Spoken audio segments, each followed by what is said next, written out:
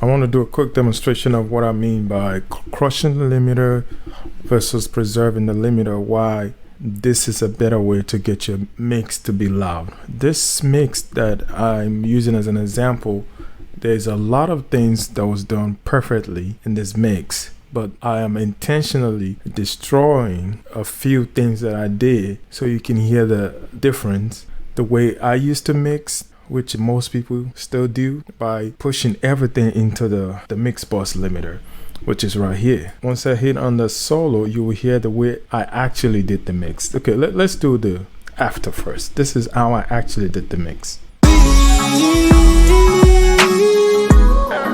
I want you to pay attention to the transient on the kick, the vocals, the bass, and the clap. Those transients and the bass, that's how you know when your limiters is doing too much. When your limiter is doing too much, the first thing that goes out the window is your sub. Your sub goes out the window.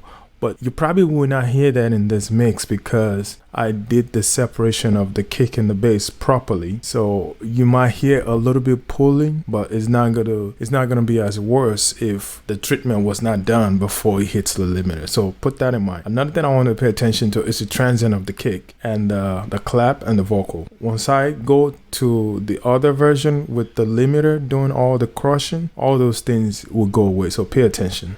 This is after the way the mix was properly done.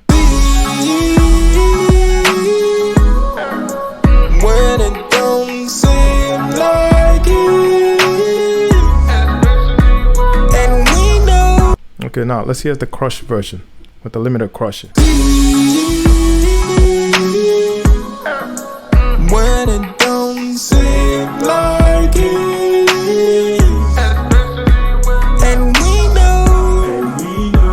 That you're good, girl.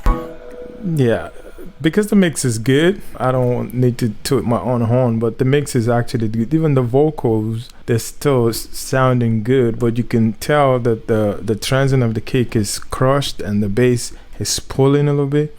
And look at the LUFS right here. That's another important thing. The one with that I'm crushing with 7 dB, you would think I'm crushing 7 dB. We should be getting 7 dB of loudness, right? Compared to the one without the limiter crushing and it was properly done, this version is actually 1 dB louder than the one that we pushing with the limiter. Let's check the LUFS and see.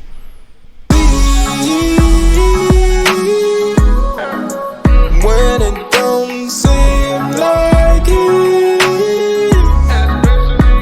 and we know that you're good, girl, and we know that you're good, especially when we don't see. Yeah, you see this version getting to 7. Let's go back to the crushed limiter version. When it don't seem like it, and we know that you're good, girl, and we know that you're good. You see, it didn't even get to 7. The other one got to 7 consistent, and this one is going down to -10, then -8. And look at, if you look at the meters right here, we're crushing it by 9 dB. Look at that.